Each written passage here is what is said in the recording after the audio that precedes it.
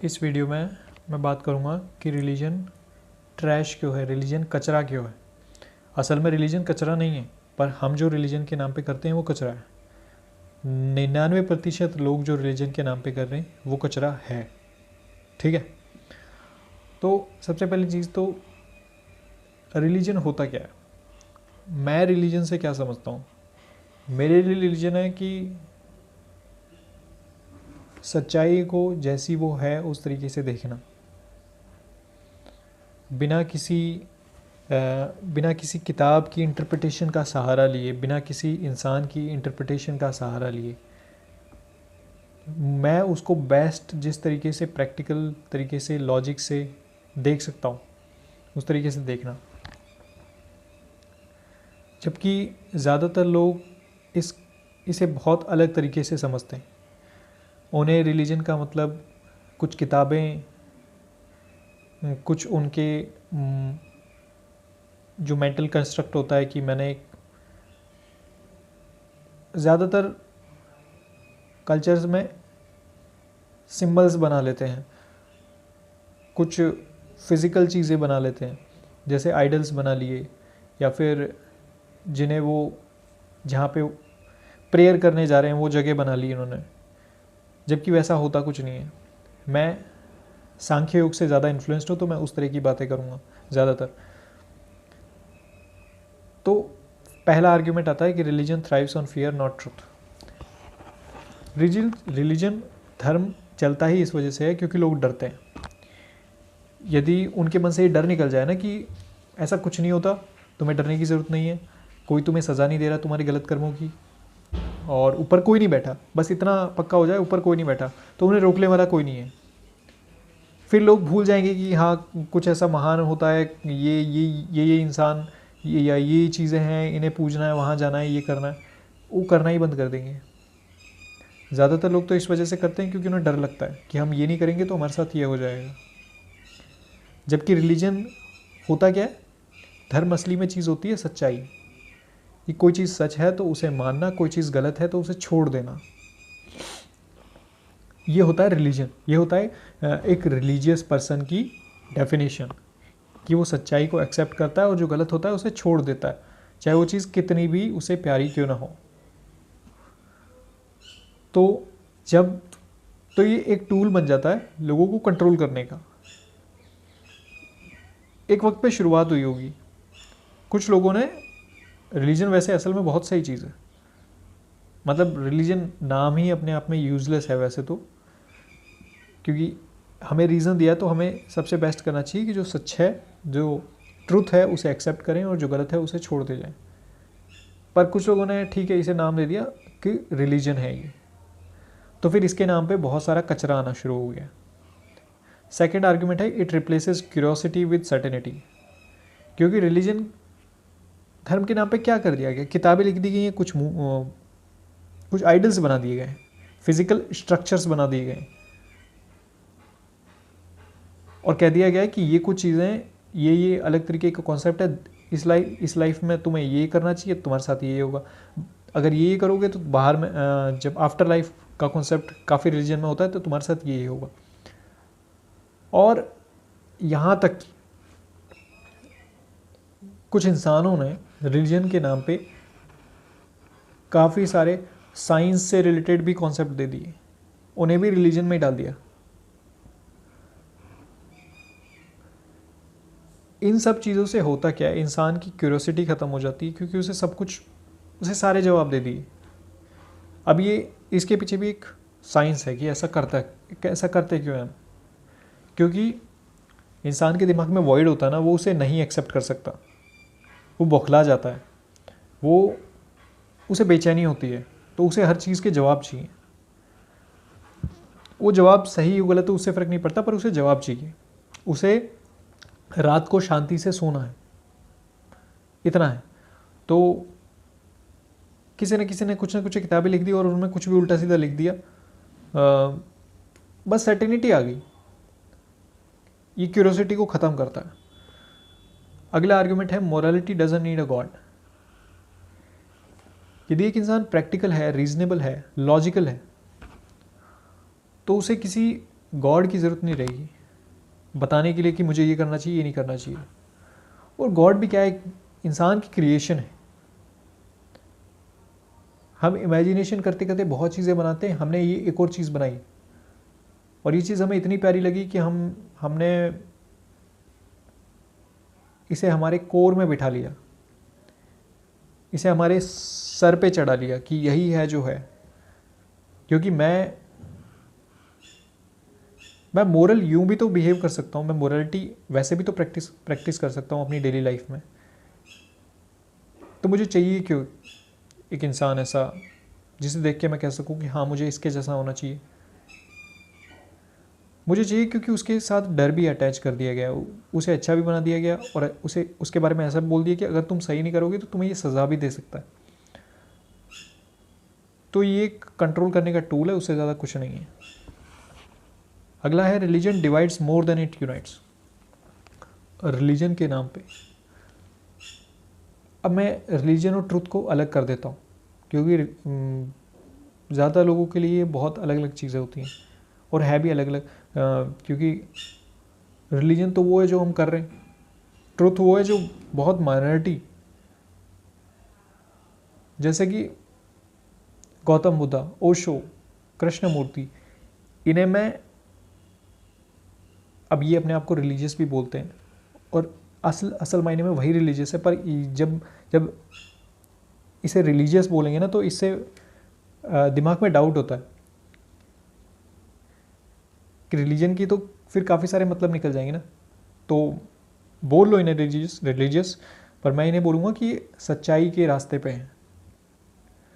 पर जो रिलीजन जो होता है, जो 99% लोग फॉलो करते हैं रिलीजन के नाम पे, वो लोगों को डिवाइड ज़्यादा करता है यूनाइट करने के बजाय। तो इस चीज़ के फ़ायदे असल में नगण्य हैं पर वो बहुत कम है। असल में इसके नाम पे जितनी वायलेंस होती है, इस बहुत ही खूबसूरत कॉन्सेप्ट के नाम पे जितनी लाशें बिछाई जाती हैं, तो वो चीज़ बहुत बेकार है। ये लोगों को बांटता ज़्यादा है इंस्टेड ऑफ उनको जोड़ने के। अगला आर्गुमेंट है it's exploits guilt and promise false comfort. पहले है ना काफ़ी सारे रिलीजन में एक कॉन्सेप्ट होता था, अब नहीं है, शायद अब नहीं है।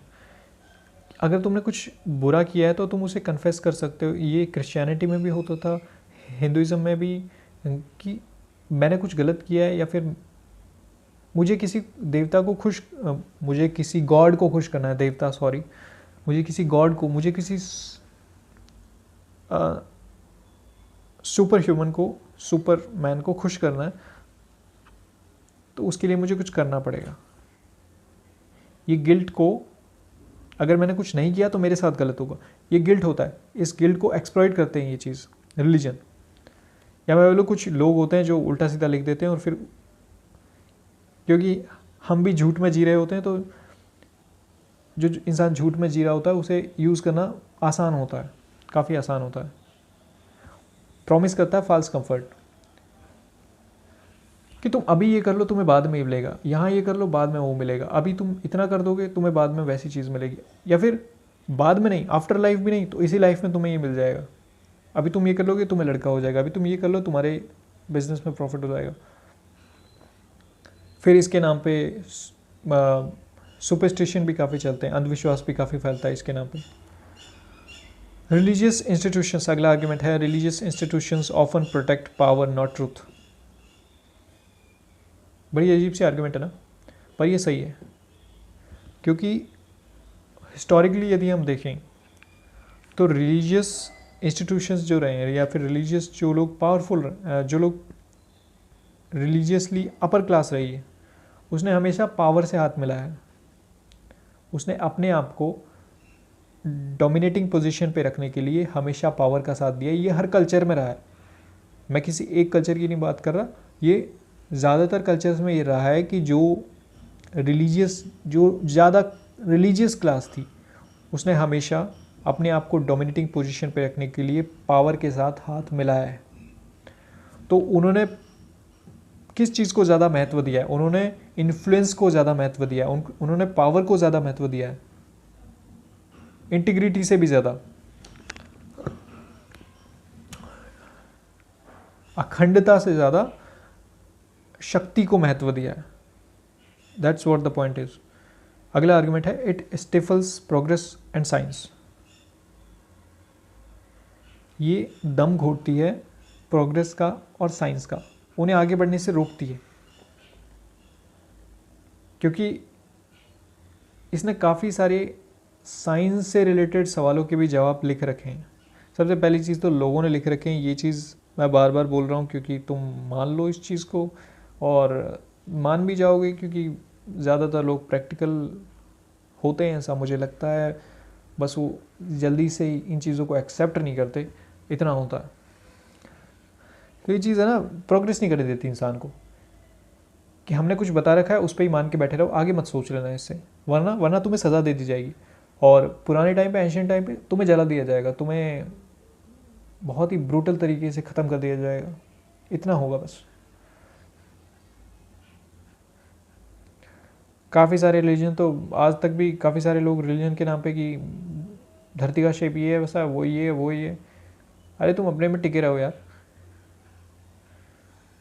तुम जो रिलीजन, जो मेन कोर रिलीजन है उसे तो ढंग से समझ लो, इंटरप्रेट कर लो,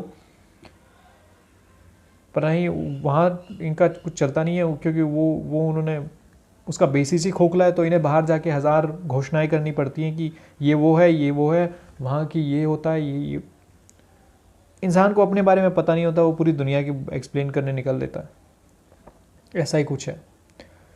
अगला argument, scriptures reflect human flaws not divine perfection. कितनी प्यारी चीज़ है कि स्क्रिप्चर्स मतलब जो चीज़ें लिखी गई हैं, जो अभी क्या बोलेंगे इसे, जो किताबें, जो अभिलेख, जो भी एंशिएंट लिखा हुआ हमें कुछ मिलता है, वो ह्यूमन फ्लॉज को दिखाता है। जब हम उसे ढंग से पढ़ेंगे ना, तो हर चीज़ में कुछ ना कुछ खामियां मिल जाएंगी, अच्छी चीज़ भी मिलेंगी, खामियां भी मिलेंगी। कुछ किताबों में अच्छे ज़्यादा मिलेगा, खामियां कम मिलेंगी, कुछ में खामियां ज़्यादा मिलेंगी, अच्छा कम मिलेगा। ऐसा क्यों होता है? क्योंकि उन्हें इंसानों ने लिखा है। हर वक्त पे इंसान का दिमाग एक न एक लेवल पे काम करता है, उस लेवल पे उस तरह का काम करता हुआ कि उसने एक किताब लिखी और उसमें बहुत कुछ अच्छा अच्छा लिख दिया, पर हाँ कुछ कमियां दिख गई हमें कि ये चीज़ें तो नहीं होनी चाहिए। क्योंकि टाइम के साथ मोरालिटी बदलती है, एथिक्स बदलता है, सब चीज़ें रिलेटिव होती हैं। हम 100 साल पहले जिन चीज़ को अच्छा मानते थे आज नहीं मानते। हर चीज़ें टाइम के साथ चेंज होती है, और अब तो बहुत जल्दी जल्दी चेंज हो रही है। तो इससे पता चलता है कि ये कोई डिवाइन परफेक्शन नहीं है। वो ह्यूमन, वो क्या रिफ्लेक्ट करती है? डिवाइन परफेक्शन नहीं रिफ्लेक्ट कर रही, वो ह्यूमन फ्लॉज को रिफ्लेक्ट करती है, जिससे हमें लगता है कि हाँ इंसान ने लिखी है, इतनी ही अहमियत देंगे कि उसमें कुछ गलत होगा तो उसे छोड़ देंगे। पर कुछ लोगों को नहीं किया जाता इतना, उनमें इतनी हिम्मत नहीं होती। उन्हें लगता है कि मेरा तो पूरा अस्तित्व ही इस पे टिका हुआ था कि ऐसा कुछ सुपर नेचुरल या फिर सुपर फिजिकल कुछ भी ऐसा होना चाहिए, अगर वो नहीं है तो मैं ख़त्म हो जाऊंगा। तो उन चीज़ों को मानने से भी इनकार कर देंगे, क्योंकि उनका ईगो जुड़ जाता है उस चीज़ से, वो अपने आप को गलत होता हुआ। असल में इंसान अपने रिलीजन को लेके इतना नहीं होता जितना अपने आप को लेके होता है कि मैं इस चीज़ में मानता था, ये कैसे गलत हो सकता है। क्योंकि इंसान के लिए सबसे बड़ा, ज़्यादातर लोगों के लिए सबसे बड़ा अपना ईगो होता है कि मैं इस आइडिया में मानता था, मैं इस कॉन्सेप्ट में मानता था, ये गलत कैसे हो सकता है, और ये गलत हो जाए मैं कैसे गलत हो सकता हूँ।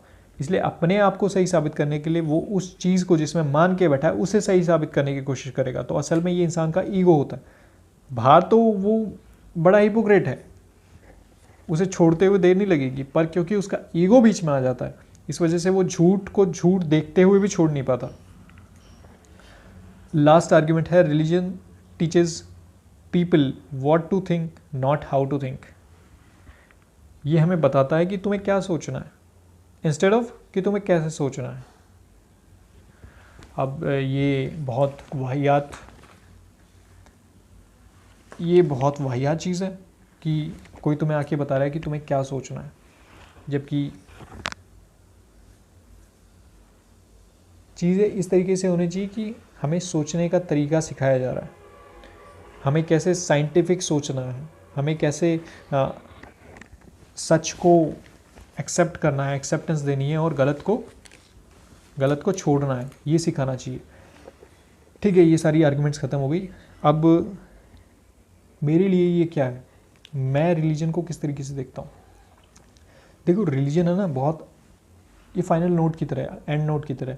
रिलीजन असल में बहुत अच्छी चीज़ है, बहुत अच्छी चीज़ है। मैं जब ओशो को सुनता हूँ, मैं जब कृष्णमूर्ति को सुनता हूँ, मैं जब आचार्य प्रशांत जैसे लोगों को सुनता हूँ, तो वो जो चीज़ें रिलीजन को रिफ़ाइन करके बताते हैं ना, वो बहुत बढ़िया होती है। रिफ़ाइन करने की ज़रूरत रहती है, क्योंकि जो मेजॉरिटी कर रही होती है ना, वो बहुत वाहियात चीज़ होती है, वो कचरा होता है, क्योंकि लोगों का मन नहीं लग रहा होता, क्योंकि उन्हें घर बैठे बैठे काफ़ी बोरियत हो जाती है, तो वो हज़ार तरीके के नाटक चला देते हैं, उनमें अपने आप को पार्टिसिपेट करवाते हैं और बोलते हैं यही है रिलीजन। अलग अलग चीज़ें करने लगते हैं, क्योंकि उनका मन नहीं लग रहा होता, बस है ना, उनका मन नहीं लग रहा होता, उन्हें टाइम पास के लिए कुछ ना कुछ चाहिए, तो वो अब कुछ फिजिकल चीज़ें बना के बैठ गए हैं, कुछ चीज़ें लिख ली हैं उन्होंने, ताकि उनका लगा रहे कि हम किसी न किसी चीज़ में बिजी रहें। वो असल में रिलीजन वो होता ही नहीं है। मैंने जितना इन लोगों को सुना है, मैं इन लोगों को अपने फ्रेंड की तरह कंसिडर करता हूँ, ये बहुत बढ़िया दोस्त हैं।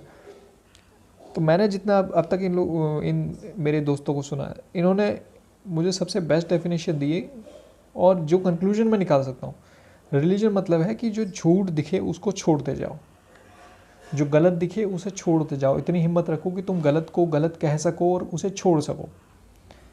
बाकी सच का तो ऐसा है कि उस तक तो तुम उसे ऐसे सच के बारे में सोचो ही मत, है ना।